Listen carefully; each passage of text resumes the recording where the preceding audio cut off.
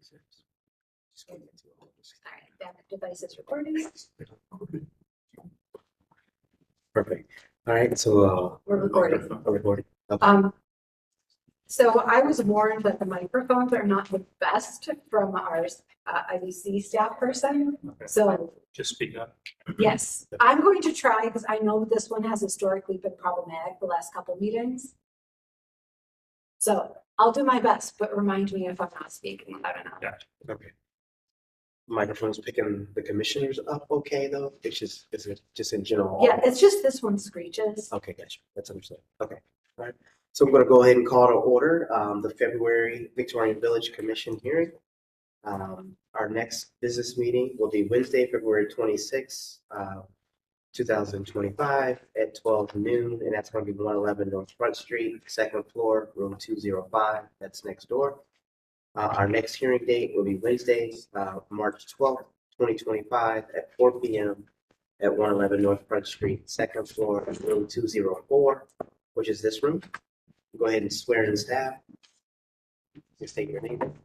Kimberly Bernard-Chi. Do you agree to tell the truth and nothing but the truth? I do. Thank you, Kimberly. Introduction of commissioners present. Robert Dotson, Thank you. Pete Schuler, Kevin Parsik, Linda Shaw. Tim Skinner. Sean Conyers. Overview of any hearing format, for the collective team. All right, so the overview of the hearing format is city staff shall present the application. Then the applicant and or owner shall be sworn in and asked to present any additional materials if needed. Registered speakers will be sworn in and provided 3 minutes to speak each. Commissioners will then discuss the case and ask any questions if needed. Perfect. Thank you, Kimberly. Do we have a public forum today at all? Not today, no. Okay, understandable. All right. So move on to staff approvals. Is there a motion for staff approvals? Motion for approval of staff approvals. Is there a second? Second. All those in favor say aye. Aye. Any opposed? Kimberly, can you go ahead and let us know if we have an abstention? Right, we've got 1136 Neal Avenue and 169 West Hubbard Avenue. So only two. Small list. Yes. Okay, I think we're good there. Approval of minutes from the January hearing. Is there a motion? Motion to approve minutes from January hearing. All right. Is there a second? I'll second. Okay. All those in favor say aye. Aye. Any opposed? Motion passed. So, Kimberly, can I turn it over to you for our applications? All right, we'll start with application number 1, which is 9944 Harrison Avenue. This application is to add LP siding to the non-historic garage, which was built in 1993. Remove vinyl siding from the historic condition and replace with LP siding. The new siding reveal would have a 6-inch reveal. I've added the minutes from the December 11th, 2024 hearing. HBO staff conducted a site visit on January 13th. The siding on the addition is in good condition. There does appear to be some insulation holes on the west side. In staff's opinion, these holes can be filled, sanded, and painted. The commission has approved the removal of cedar shingles and replacement with 4-inch hardy board over original wood siding. One of the reasons that was discussed for replacement was the insulation holes in the siding. The commission should discuss if the insulation holes are enough of a reason to allow the original siding to be covered as opposed to restored. If hardy is approved, it should be placed over the addition's historic siding for potential future repair. The current siding on the house and garage is a V-groove drop siding, even though the garage is not historic. The commission should also discuss if the same siding should be placed on the garage or if the original style that's proposed or the original style that matches the addition should be used. The applicant has submitted examples of larger siding used in Victorian from the addresses provided. I also provided the COA information. I'm not going to read over all of those unless it's wanted from the commission. I trust you guys have looked over my notes. That's right. Okay. So staff recommends approval of the application with the condition that the original siding on the addition is retained and either restored or the hardy board is placed over top of it so that a future owner could restore the siding. And that the new siding reveal is between 4 and 5 inches, which is our standard recommendation and matches the original design. Basis for staff recommendation is City Code 3116, the standards for alteration, as well as the Victorian Village guidelines for siding. Perfect, thank you, Kimberly. Can you go ahead and state your name, sir, and get you sworn in? Bradley McDougal. Do you agree to tell the truth and nothing but the truth? Yeah. Thank you, sir. Perfect. So before I turn it over to you, Kimberly, can you just, when you say restored or hardy board is placed over top, is that a varied siding that is being proposed, being placed over top? I just was just kind of curious about. I'm going to leave that to your discussion Okay. And because my main thing is saving that original and siding. I just wanted to be sure, clarity wise, as we kind of, so thank you. Okay. So I'll turn it over to you. Yes, sir. If there's anything else that you want to add based upon your interactions with staff or the proposed. Oh no, we had a great meeting. She answered a lot of my questions. I was able to voice some of my opinions or thoughts on the situation. Yes, sir. But mainly, there are, after like going further in, because we're also doing renovations on the inside of the home, and in the inside we found some of the wood to have water damage from a previous leak. It was also some wood that was burned, but there is some wood that can still be revived or whatnot. But the most of it, there are some issues underneath. But I'm no problem hardy boarding it or doing as much as I can to save the original wood and just working over top of it. I have no problem with that. Thank you, sir. All right. Any thoughts from a commission perspective on the application and then recommendation from staff? The staff's recommendation makes sense. Yes. I just wanted to be sure I was reading it correctly, and I didn't want to lead us down a wrong path. And so, any comments related to staff's engagement, the recommendation on siding? Can we prompt a little bit of dialogue to talk it through to make sure. So when that hardy board goes on, the wood underneath is going to be okay. Yes, there's there's a picture of what they did last time. They did the plastic underneath. You see, they still were able to apply it underneath. It just would be some type of nail going into it, but yeah, it would be a way for it to be So restored. it's not being stripped out. No.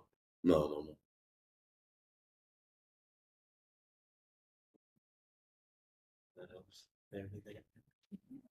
One day. Thank you, guys. Yeah, I'm wondering, just for clarity, the same siding is going on the addition as it is on the garage. Am I understanding that right?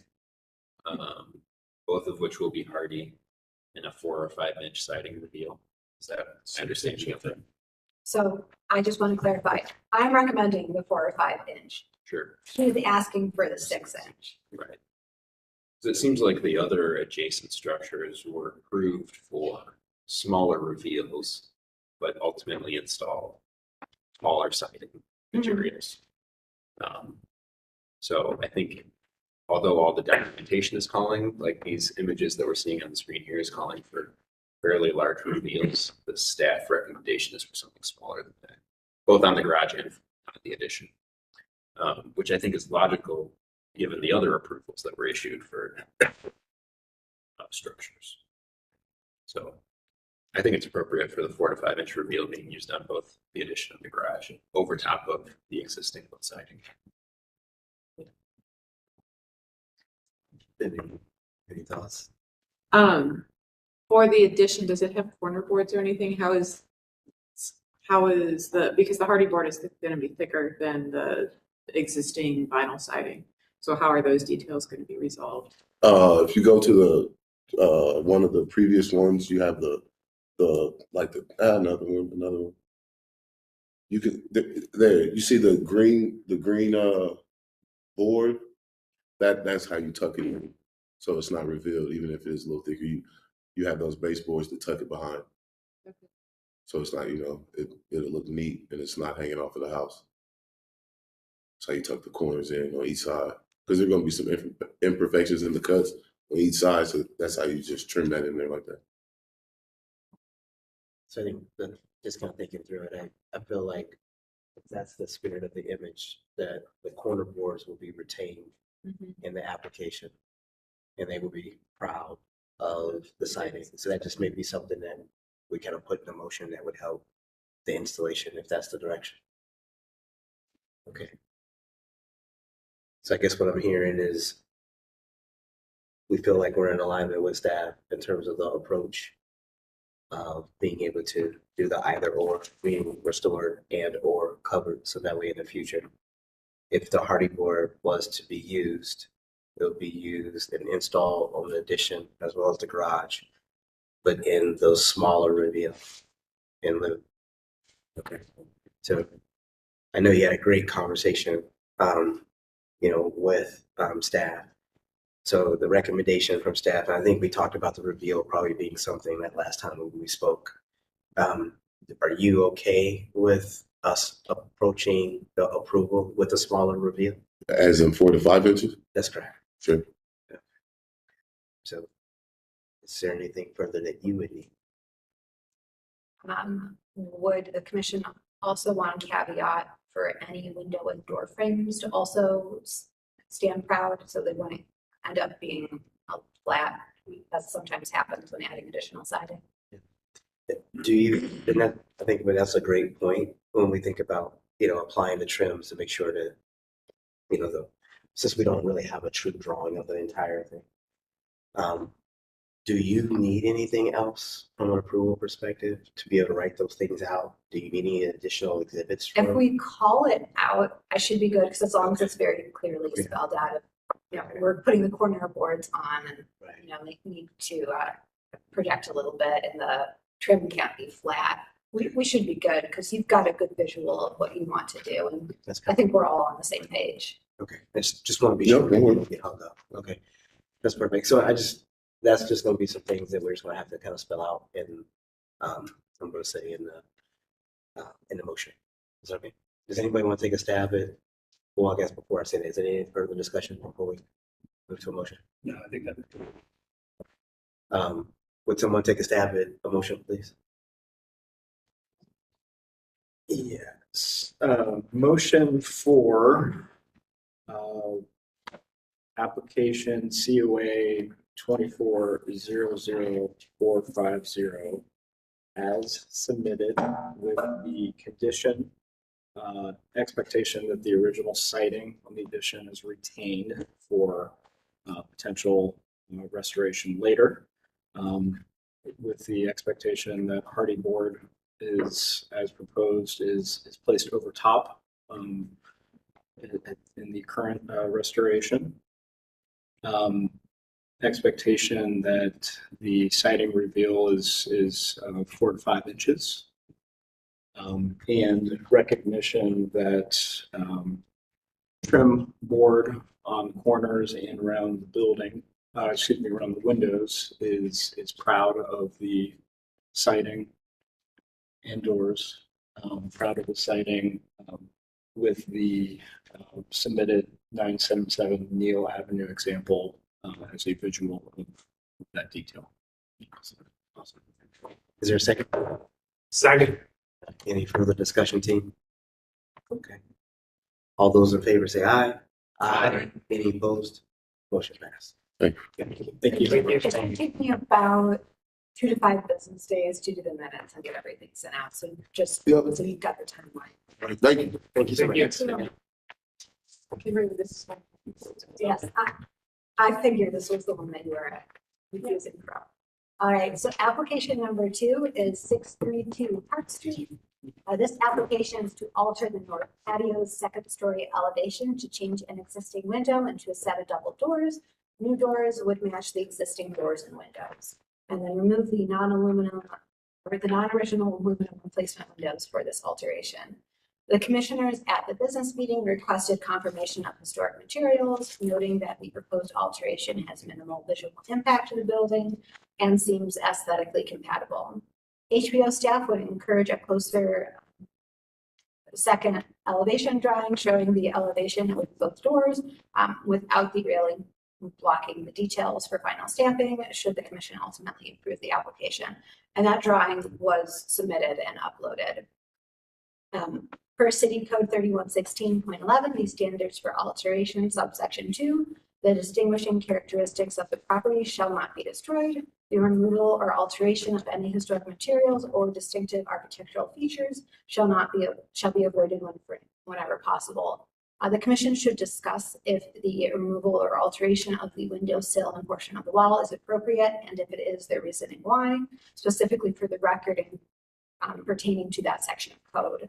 A portion of the building was demolished for improvements, although the original building still remains. The window, which was removed and will be retained per confirmation of the applicant business meeting, are aluminum replacements. The applicant has noted that the alteration is minimal and will not be seen from the street. Staff recommends approval of the application with any and all clarifications submitted to HPO staff prior to issuance of certificate. Basis for recommendation is City Code 3116.11 with these standards for alteration. Thank you, Kimberly. Can you state your name and get you sworn in? Sure. Brooke Minto? Do you agree to tell the truth and nothing but the truth? I do. Thank you. I'll turn it over to you, just to kind of talk about the application a little bit. Yeah. Thank Thank you. So the images on the screen are of 632 Park Street, which is a second campus of the Columbus Museum of Art, which I'm the director of. And we are proposing the change of a non-original window to a door as we are about to reactivate this space and reopen it to the public. And we're hoping that that will allow for more access to the terrace for the public when we have exhibitions and events. And we're proposing, the double door for additional public access and circulation. Perfect. Thank you. Any additional before I kind of turn it over to the commission? No. Okay. I just want to be sure that the image is there with the new image that we uploaded. I know what Or the I new- saw it and it Okay. is there. So if it didn't, It's in our package. It might be coming. there. Yeah, Okay. there's the last page Last is just that second level. Great. No worries. Any thoughts or comments, team? And we talked about this a little bit at the business meeting that, obviously it's a unique situation, the use of the building, particularly the second floor, the visibility from the ground floor is not really changing. What the public is going to see, I think we obviously have to always be careful when we're talking about a modification to an opening, but it is in line with existing opening. I think that base condition up there is also unique with the board trim that's there. That's probably not original either. So I think there's a couple things that line up here that I'm supportive of moving forward.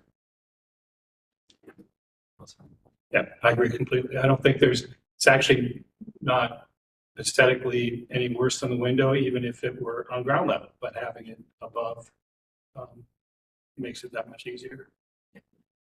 And the height's not changing from an elevation perspective, right? No. It's staying the same, you're just going down. Yeah, we're going down so that the transom on top will remain. Any thoughts, Kevin? Anything else? Pretty good. Nothing really. I mean, I think if we want to reflect it in our motion, maybe recognizing that it's not a historic window and not a sort of typical neighborhood condition where a door is going in where a window used to be, or is being proposed to replace a window. Just so that there's a kind of precedent set that this is not a normally approved design idea. That's Yeah, and third story, I think is important too. Or one, two, yeah. Okay. Kimberly, do you feel as though if we were to articulate those items in a motion, that you would feel comfortable I think so. being able to answer your question now? Yeah, I think just calling out the specifics. Yeah. Because if somebody comes, for a Yeah, house exactly. going, hey, I want to Agree. change my third floor window to a door, Agreed. and we say no, and they point to this building, we can offer reasons of why this was approved versus why theirs isn't getting approved. Okay, just wanted to be sure. Okay. Would someone want to be brave and articulate a motion with some of that context in mind? I'll give it a shot. Just remind me if I leave anything out. No worries. Thank you. Motion to approve application COA 250044, 632 Park Street. Approve the replacement of the non-historic window with the door. Reasons for permitting this one, it generally wouldn't be permitted, is that it is a non-historic window.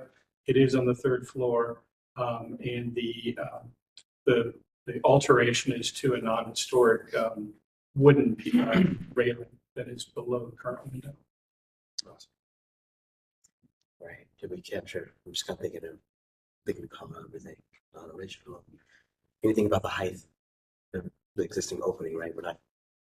Just going down. Yeah, you're going, yeah, you're not. Yeah, Okay. going down. All right. So I think we caught it. I have everyone. Okay. Any? Is there a second team? Second. Okay. Right, who was that second? I'll take it. Okay, thank you. That's good. Okay. Any further discussion? All those in favor say aye. Aye. Any opposed? Motion passed. Thank you very much. And thank you. Thank you.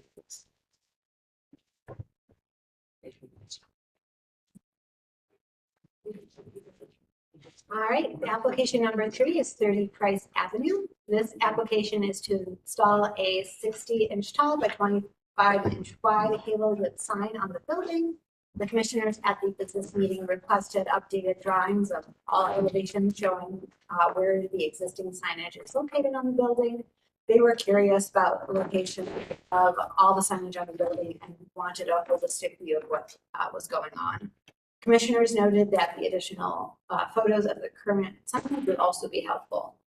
The applicant clarified that the only existing sign on the entire greenhouse apartment structure developed by Kaufman is above the Price Avenue entry to the apartments. It lays out horizontally and reads greenhouse. The developer has confirmed that the proposed sign will be the final signage request for the building. Per the Short North Sign Guidelines, general signage guidelines, each ground floor tenant space or building, if a single tenant occupancy, may have one projecting sign and either one wall sign or awning sign, as approved by the commission. Staff recommendation is for approval of the application with any and all applications submitted to HBO staff prior to issuance of a certificate, and basis for recommendation is the Short North Design Guidelines on signage, specifically the general guidelines and the projecting blade sign. Thank you, Kimberly. Can you state your name, sir, and get you sworn in? Certainly. My name is John Falgren, and I own the business that going to put up the sign or proposed to. Do you agree to tell the truth and nothing but the truth, sir? I do. Thank you, sir. Go ahead. Anything that you want to add? I don't know On the that there's anything to add. Okay. Kimberly mentioned it, but at the last meeting, it was recommended that we forgo the internal illumination and put an opaque face on it, which we immediately did. And so that was resubmitted. So no longer it's illuminated as proposed. It's more just of a halo effect, the outline of the lettering, which will significantly soften the visibility of it. Okay. Thank you, sir. You bet. Kimberly, the current application, it seems like it represents the halo that. Yes, so that is for the halo. That's, let's say, I'm just, okay, I just want to be sure that, so that way we can just as submitted, Mhm. right? Okay. It may be the revised, but currently this is what we're looking at. Yes. Okay. Okay. Any comments, team? I think probably this stems out of As long probably, as the halo lights. yeah. Yeah. And I think a little bit stems out of conversations on maybe some of the newer developments of, a signage package that at least establishes a overall guideline. And then as these things, are they challenging, that signage package? Do they have to be so prescriptively the same? And just making sure. So I think that's probably why maybe some of these assets have come back to as well. So any thoughts or concerns related to? No? Okay. Is Seems there, to fit the guidelines. So. yeah. Mhm. Is there a motion? I'll do it. Motion for COA 2400636 30 Price Avenue, approved as submitted with the exception that the halo lighting behind the sign will be removed. No, the halo light. Halo lighting. Oh, yeah, halo lighting's okay. Yeah. Excuse me. No worries. As submitted. Perfect. Is there a second? Second? Okay, so I think we have clarity on the motion. It's as submitted now that it's been revised with the halo illumination. And so that's perfect. Okay. All right. Any further discussion?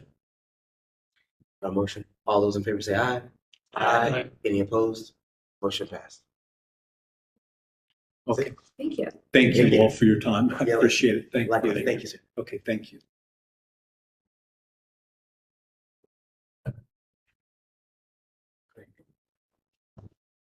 We're We're actually like right on time on time. for what I estimated. Okay. Do we have a representative here for 910 Denison Avenue? It's- I was gonna say, I recognize number 5 is here. So I didn't want to skip ahead if number 4 was here. So are we okay to take out of order and hopefully number 4 will show up by the time we're done? That sounds good. That's, Hey, guys. hello, sir. Hello. All right, so this application is 74 West Star Avenue. It's a conceptual application to construct a 2.5-story house with the appearance of a duplex. And a third unit would be added to the rear with the appearance of addition to the main house.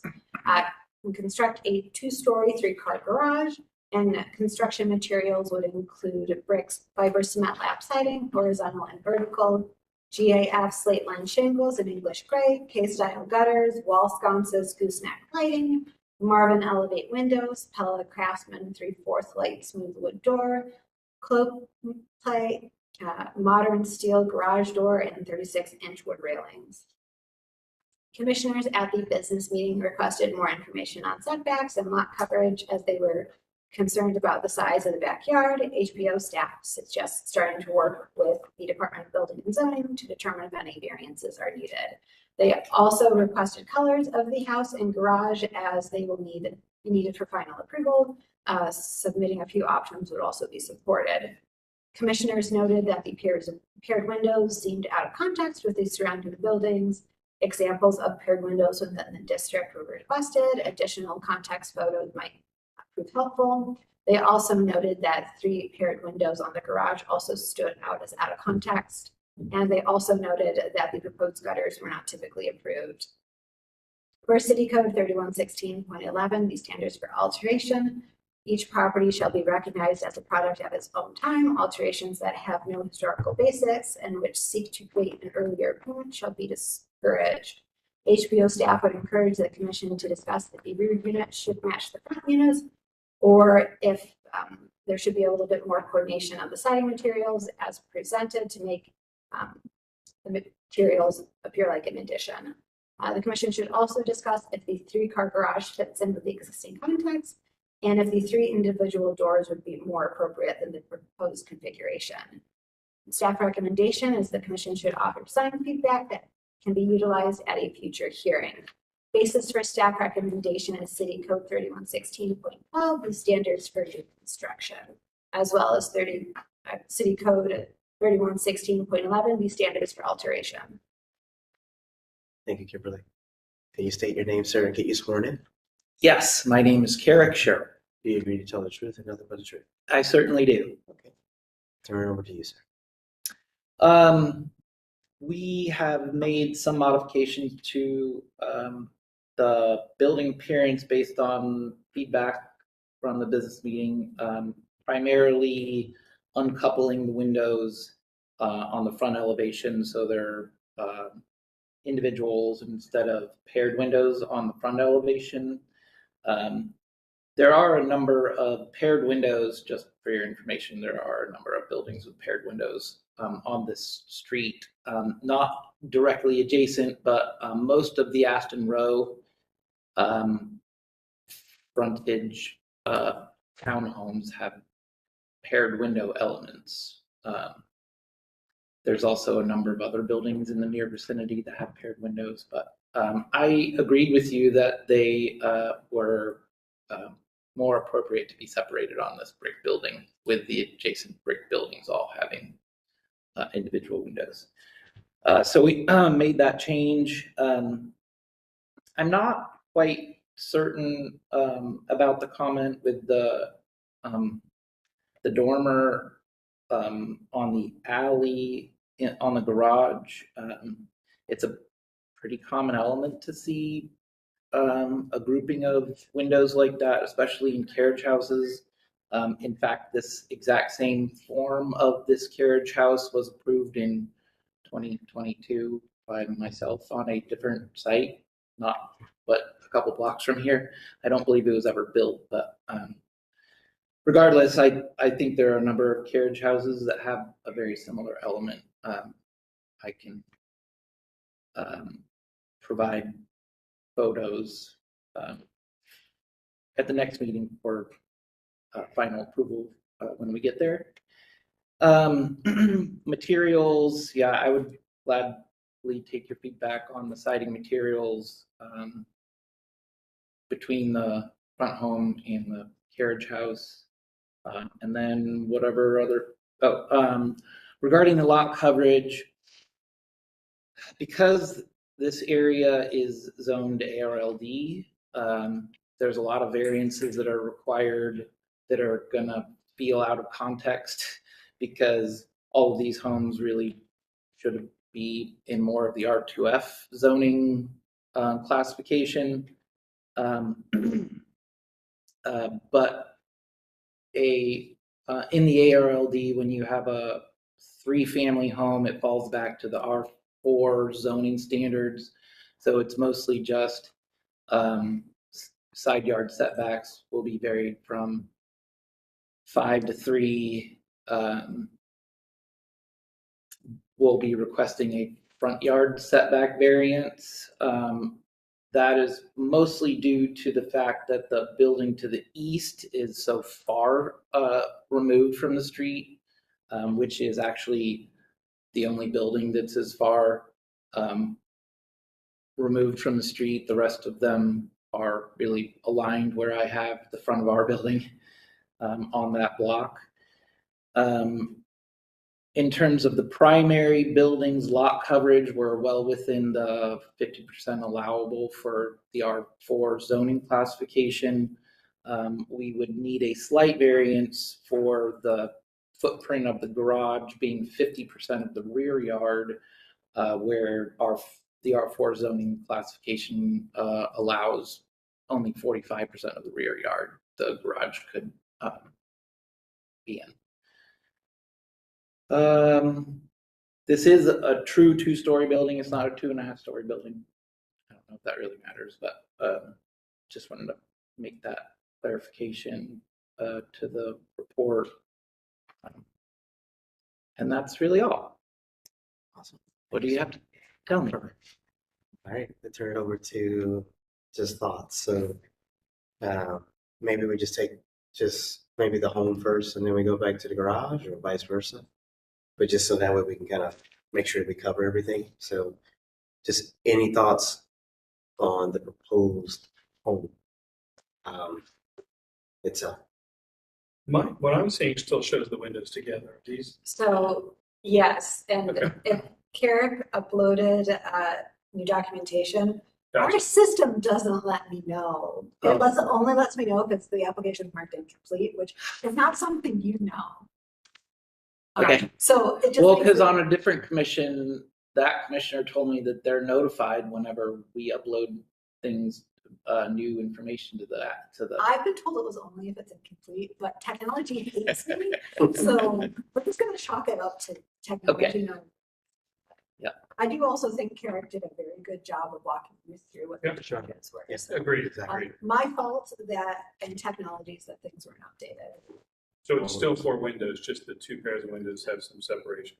Yes, Yeah. absolutely. I would be glad to share what I have on my iPad if you want to see the front elevation. Oh, there you go. Sure. I think that fits Yeah. better. I agree. Yeah. That makes sense. I'm also trying to remember if there were other like minor changes that I made that weren't part of the staff or the staff report or business meeting. I think I may have manipulated some of the backyard like planting stuff, like where the sidewalks were, in response to some of the comments from the business meeting, where I just decreased the amount of sidewalk and had some more planting areas. So I don't know if that's means anything to you guys, but from my recollection, I think I also made that change as part of the thing that uploaded and didn't get distributed. No worries, no worries. So any further, yeah, it seemed like you were very responsive on the comments from last time, so any further comments on the overall home itself? The gutters have been mentioned. Was there any change to the gutters? I guess the gutters. Are you looking for half round? That's typically what. Okay.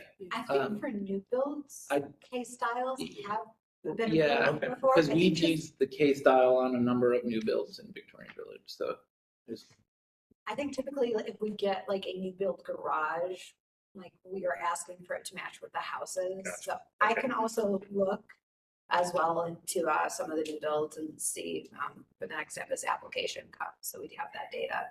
yeah. What was the address on Hunter that we just did that had K style? I forget. No worries. Okay. Go ahead and switch to the carriage house. One thing with the porch, just make sure when you submit it to include the porch decking. Okay. That Yes. is the Material Yep. and direction. Yep. That's something we normally ask for in the details of the railing.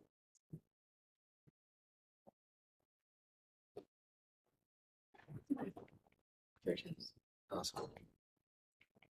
Any other thoughts on the carriage house? Or I know that was really kind of holistic about the porch and kind of working through those details for the home. But any thoughts on the carriage house team? Well, I think I appreciate the commentary on the dormer and how those windows, I imagine, will still remain ganged together in this revision. And I think it's worth recognizing that, the garage is designed to look like a dormer. It's, a smaller building subservient to the primary building. And it does seem like a very common dormer window arrangement. So I think from my perspective, it seems appropriate due to those characteristics, while the front of the house is a different conversation because it's a true second story window and masonry construction in the front facade versus this sort of dormer condition. So I find the windows are appropriate as we're seeing on the screen here. Awesome. Any thoughts on the garage, the door conditions? That's what I was just gonna say, is are we okay with the double? Traditionally, we've only approved a double door when there isn't the space to have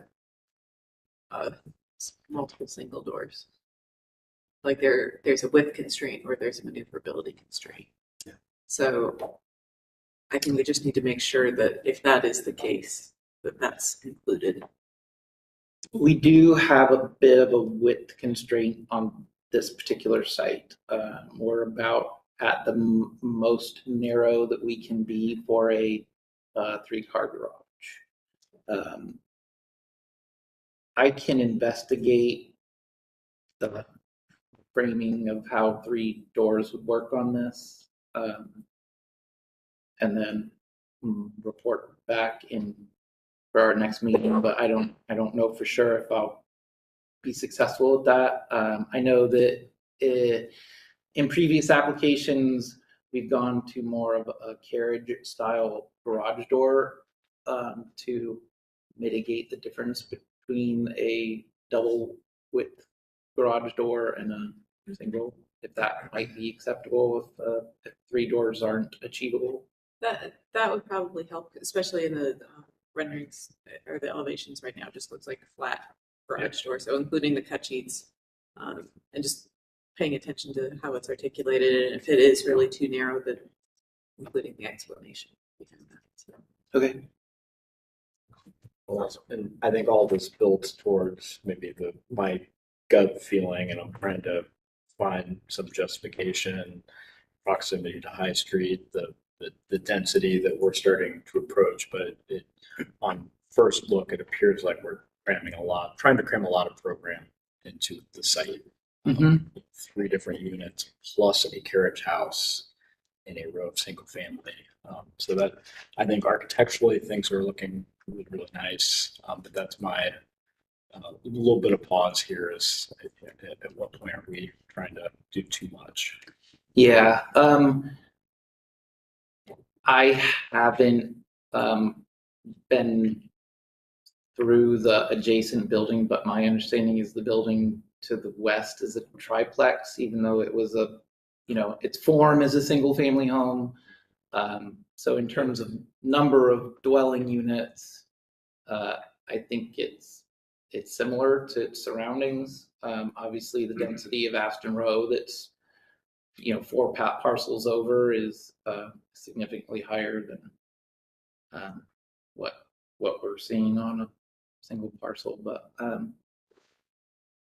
I hear you. Yeah, but I think more towards the lot coverage that some of those adjacent structures still preserve a bit of yard. Sure.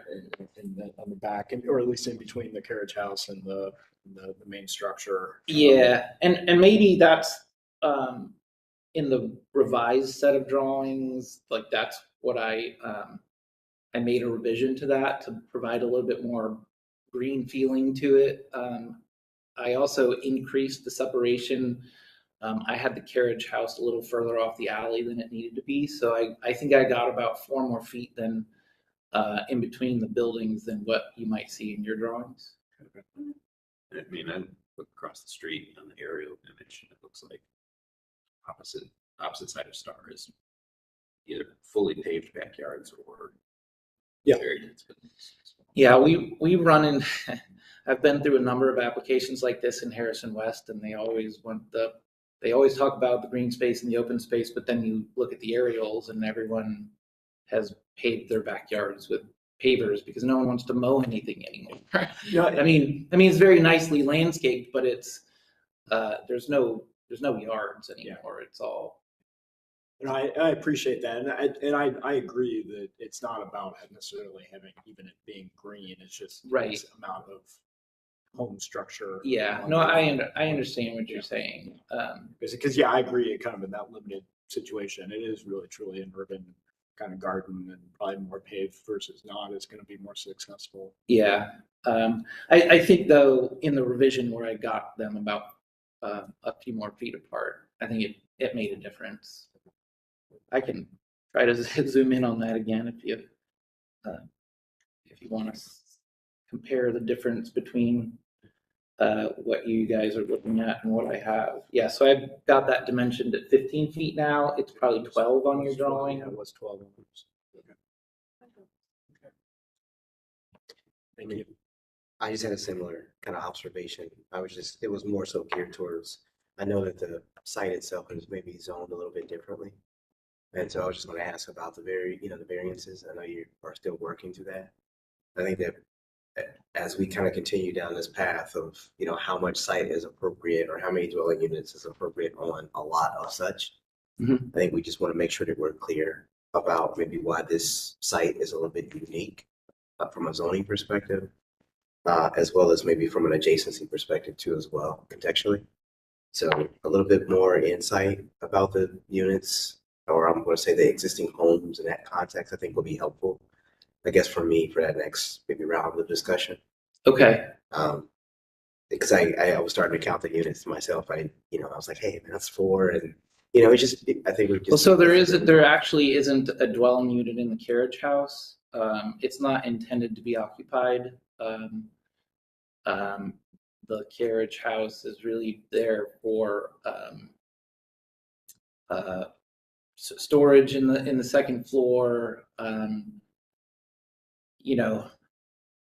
Maybe also to build a structure that if the politics of the number of dwelling units and the number of parking spaces has to be the same. If that changes in the future, at least over the lifespan of a building like this, and this neighborhood becomes even more dense than it is right now, it's there, it's built, it's usable, but the intent is not to occupy it as a dwelling unit.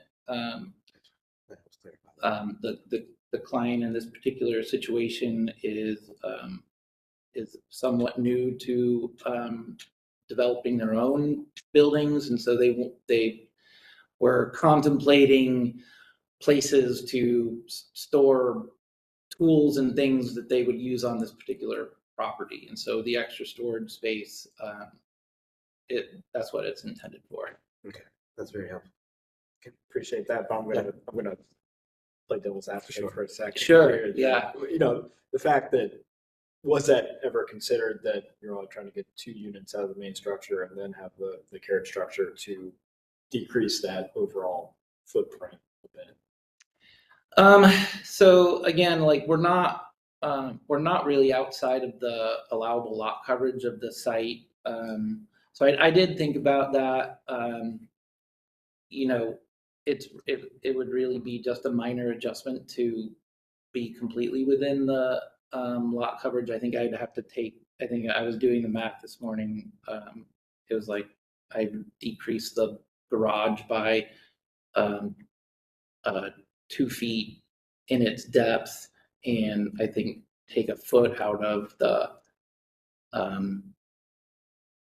front building, and that is only to get the garage footprint within the allowable 45% of the rear yard percentage. So it's, I mean, it's a very technical tweak, and you know, if it makes the justification for this type of lot coverage work better on your end, which I know is important, that we're not setting precedent or having things that other people can reference to. I understand that. Then, you know, we can, I think that that's something that could be done. Thank you. I have maybe a procedural question. Do we normally get city zoning staff comments or recommendation in conjunction with votes on zoning variances? So I'll answer that question. Sorry. He does that more often than I do, so I'll let him. By the time that we're in the meeting here, we should have a staff report for our zoning variances. I don't know if I'll be able to get just the timing of getting the staff report back. I don't know if I'll be able to get it submitted through the system, but being that it would just be some text, we would have a staff report from city staff for the variances for this site by the time that we're meeting next time. And that's typical, it comes from applicants, not Yeah, it comes from applicants. the zoning Since- department to you. Yeah, we recommend they work with building and zoning to develop their variances. So one, they're accurate, which means they shouldn't have to come back in front of us again, although sometimes it does happen that building and zoning staff realizes that they may have missed one or they don't need one or something needs revised. But we typically recommend that they start that process when they start our process, because it takes about 3 months to get on building and zoning's agenda, whereas it's only a month for ours. Yeah, and we have started that process. I'm sure you folks have seen Dave Perry in front of you before, but he's working on the variance applications. You know, that's kind of how I was prepared with all of those percentages. I don't just walk around with those numbers bumping around in my head. Yeah, for sure. Awesome. No, I think I'll be interested in being able to pull it back to be in alignment with the percentages and what, you know, given a little bit of clarity on the carriage house condition, the number of dwelling units, and just being able to paint the right picture. Sure. Instead of stretching it from that perspective, just given the sensitivities that we've just talked through, I would be interested in that kind of step next time around. Yeah, I mean, I don't think that 3 dwelling units on this site at this point in time is a stretch. I agree with you that 4 kind of is. we're really trying to set up the site in a way that if that changes over, the lifetime of building, which, a modern wood frame building is at the very least 30 years. So, if that changes over the next 30 years, then they've got a building that, could be resubmitted for permit and, to be occupied, we could all be having flying cars by then, or maybe we'll be rushing. Any other comments? One other point that, as this continues to move forward, just based on some other semi-recent examples, I think this is probably a different situation, scrutiny, but, conversation with neighbors, just take that under consideration Sure. of getting out ahead of that as opposed to waiting for comments to come in. Okay, sure. We can discuss that as a team. Yeah, because definitely very, there are limited open lots in the neighborhood. And usually some opinions come out of it. Sure. Any other thoughts?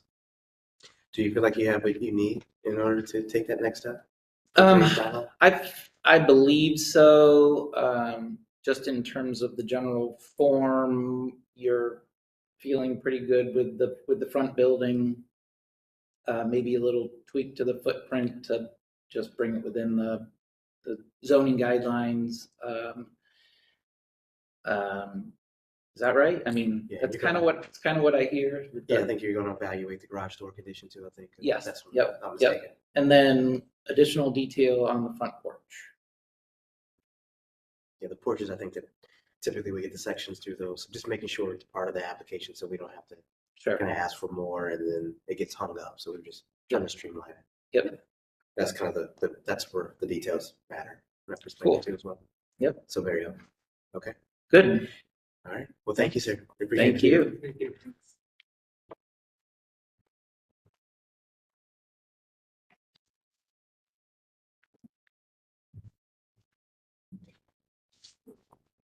All right, and then we're going to hop back to application number 4, which is 910 Denison Avenue.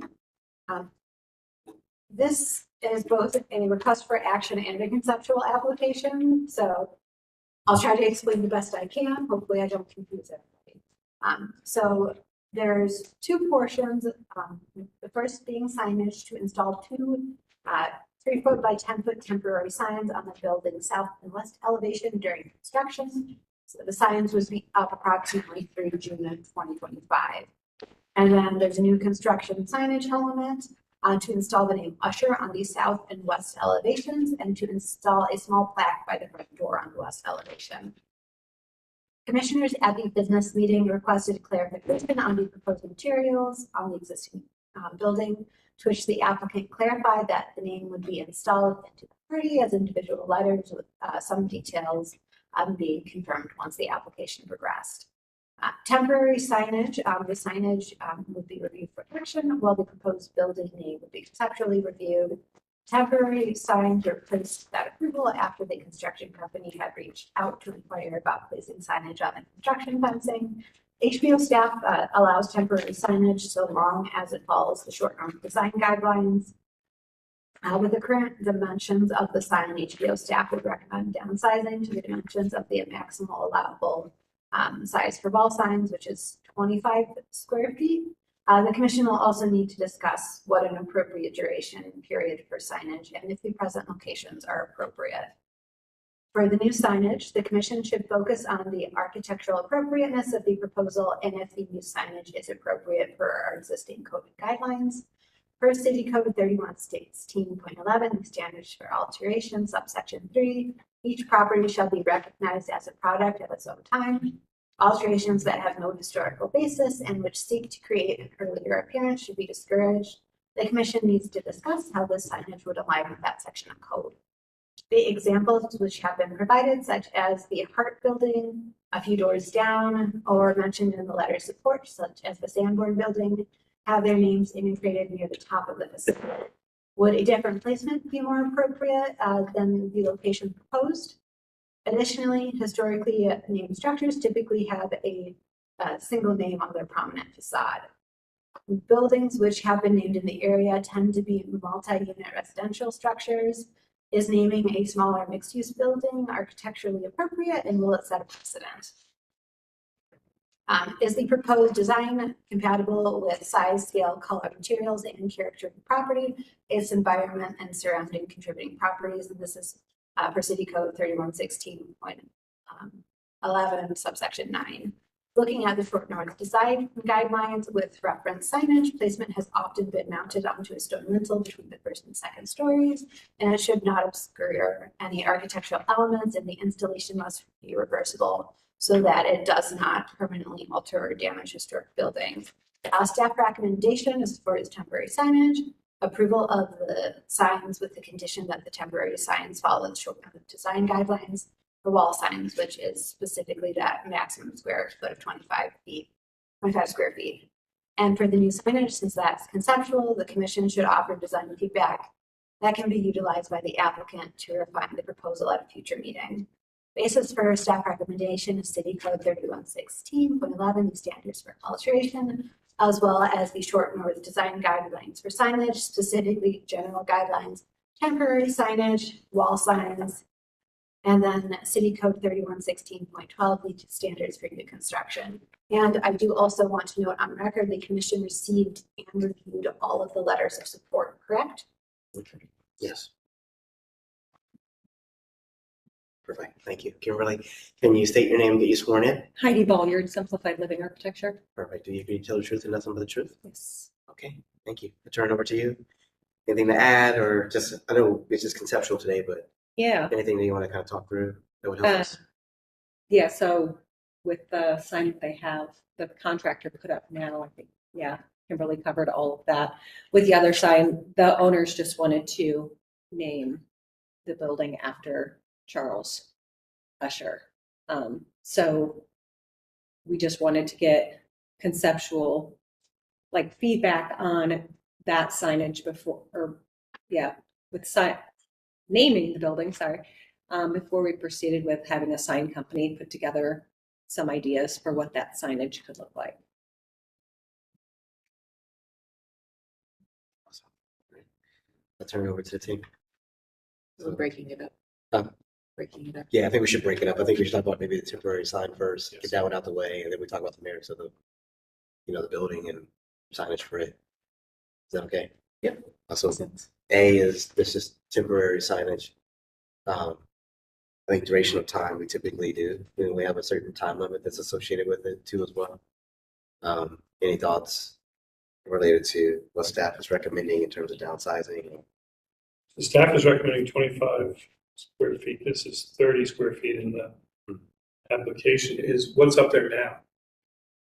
There's signs up there now. Do we know how big those are? The ones up there now are the 30 square. Those are the 30. Yes. Yeah. So it's just to keep those. Okay. Out of curiosity, when's the building supposed to be done? June. Construction signs come back with. So. Usually you have fencing. There is Because fencing I also. thought I saw them on the fencing and then they were moved in the building. They were moved to the building. They're planning to keep it on the building throughout the remainder of construction.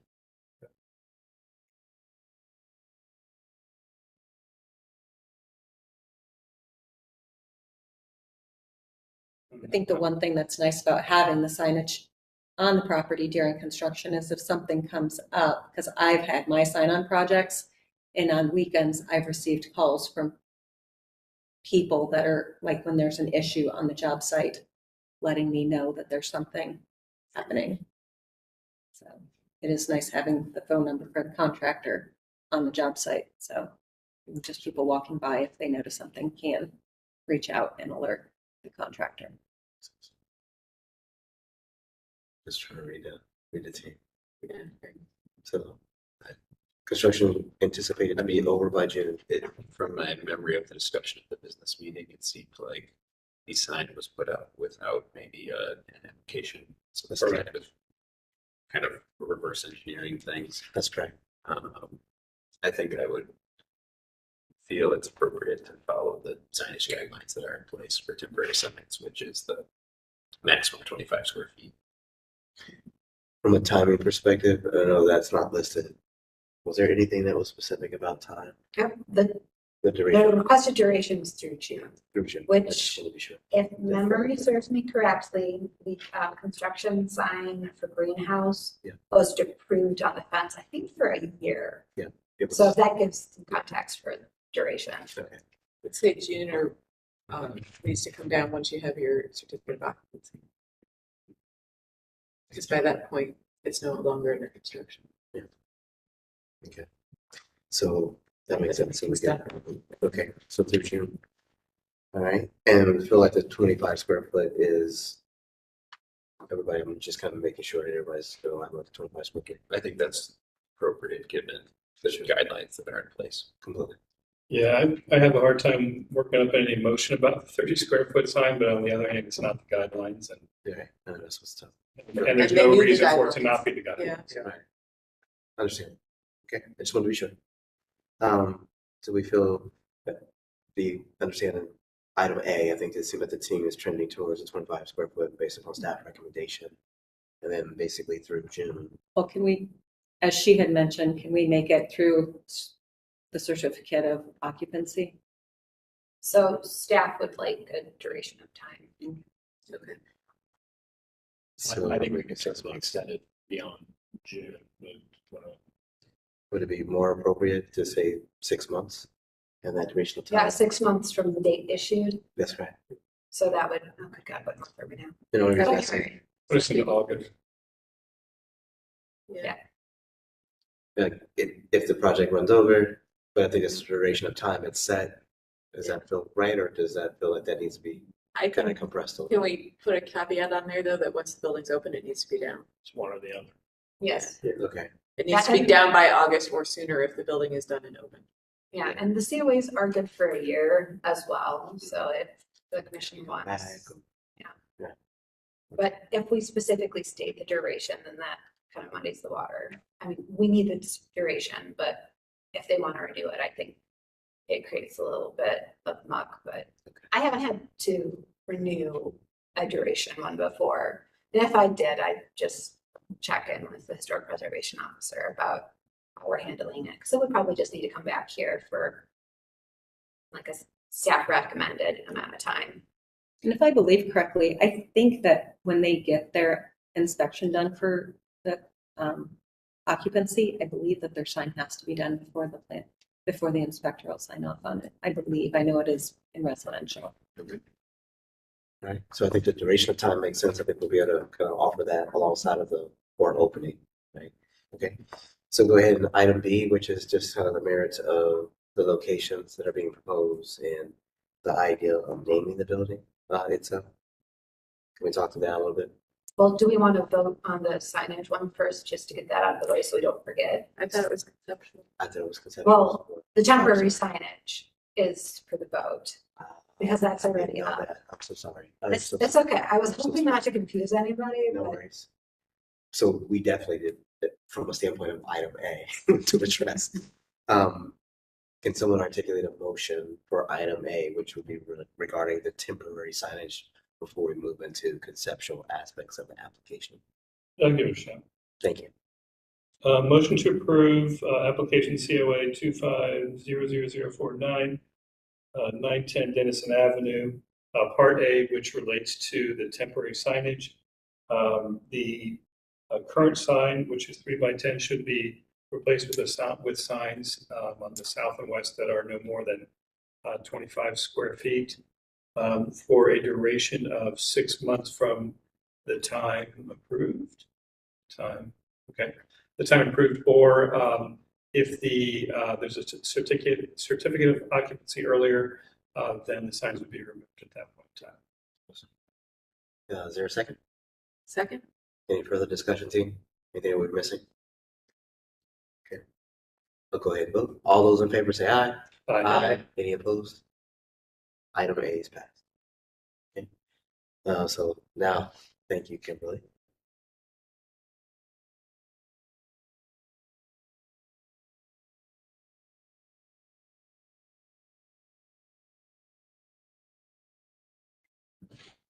Any thoughts? The naming of the building doesn't, I don't have an issue with that. I think The hard thing is the example that was included is very, very different than what could be proposed. Including some examples of other named buildings that aren't done in brick, because brick is tone on tone. So it's much more subtle than a full sign. I wrote the same word, I literally wrote the same word. It's awesome. Too many architects. So I think just you need to pay attention to the details of it, and the colors of it, and what it's made out of, especially if this is also a commercial building and it'll have signage for the actual businesses. This should be a background sign. Like it's a very nice gesture and I'm fully supportive of that, but the signs on buildings that are the name of the building are very much a kind of background extra texture to the building, so. Yeah, I agree. I have no problem with putting the sign on the building. Just, it's, what is that sign for? It's important. Can you remind us what that decorative panel is currently? It is going to be hardy panel. Yeah, that does, if it were a piece of cast stone or limestone or something where you could It's a lot integrate it in, easier. it's a different, I think it's really easy But if there. it's individual letters, they could also do something that's similar in color to what that panel is going to be. Just have So the it's, yeah, so yeah, it adds some depth like the brick does in the cornice of that brick, yeah, the art building.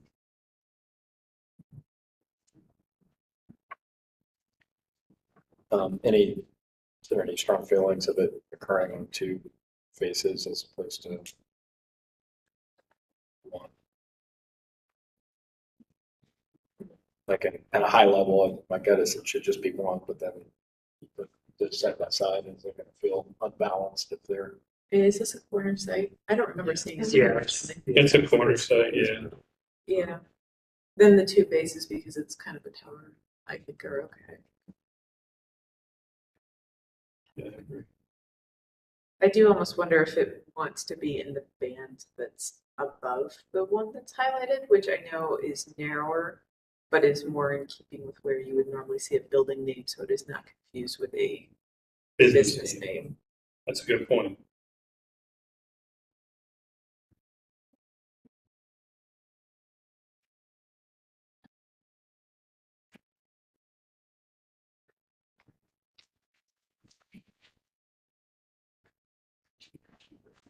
I would say when you come back, having multiple options to show us usually helps. For sure. Did you do it on that higher elevation? Can't tell. It's pretty skinny up there. Yeah. Probably just depends how big the letters are. If they're all crammed together, you could space them apart. I mean, there's lots. I just never seen one that isn't at kind of that maximum. I think that in the one guidelines that were sent, and maybe it was for a different building, that it was actually, normally that signage was from the first floor and second floor. Is what I, For businesses, yes, Oh, they're yeah, putting for- the short side guidelines. okay. Is the business sign just a plaque? Is that a placard or is that Well, a we were blade? thinking that it would be a description of why it was named that, Oh, okay. like a plaque about why it was named Like a after description about Charles. Yeah. Charles. And then the signage for the business will just be vinyl on the full light door. Gotcha. Okay. And will the vinyl signage be part of the next package as well? Yes, that has to be approved. Yes. Yes. Some people forget about the signage altogether. So Yeah. I just see it afterwards and I'm like, cool, now let's talk about the guidelines. Yeah. I think it would be great to see all those elements together, Correct. just to see how they play together. Because I think that, I think you want to have emphasis to the building, but then to the point is that it wants to be subtle. It kind of wants to recede in terms of naming the building. And then how do you balance that out with the business sign? Because it seems like the business sign is a little bit more prominent, but it seems like that's going to recede. So it would just be great to understand the difference. I think the tonal tone may work. I'm just curious, like if it's really the application and how sophisticated it is that it, so if there's some imagery, I think this one could deserve some imagery that communicates what the signage fabrication is intended to be alongside of your elevation. Mhm. So that way we are clear about maybe the installation Yeah. and what that final outcome will be a little bit. Yeah, as that well was as our what the plan. narrative- We just wanted to make sure that we were For sure, for sure. good with getting. And I'm not that asking for final first. rendering. I think it's just more so being able to use a precedent image or something like that to understand Mhm. what sign type is being proposed. Yeah. That'd be helpful. That's good. Anything else, team, at all that would? Do you feel like you have everything that you may need to take that next step? I think I'm good. Okay. Anything happening around the site that we haven't touched on in this project before? Or I think we had a site plan, we had everything. Yeah, I think that we Fence, were good with everything. Right. Except for. There's nothing else pending. Okay. Yeah, and then I'm going to ask, are you planning on submitting for March, or are you thinking of hearing a little further in the future? How soon do you need it if it's March? A week from today. Yeah, I'm guessing that the signage company won't necessarily be able to pull that together that quickly, but I'll let you know. All right, Okay. I'll let you know what the deadline for March, and I'll try to remember to send the, I think that because it's not going to be done until close to June, I don't know that there's a huge rush to be getting it in for the March meeting. okay. Awesome. Perfect. Yeah. Thank you, ma'am. Yeah, thank you so much. Yeah, thanks.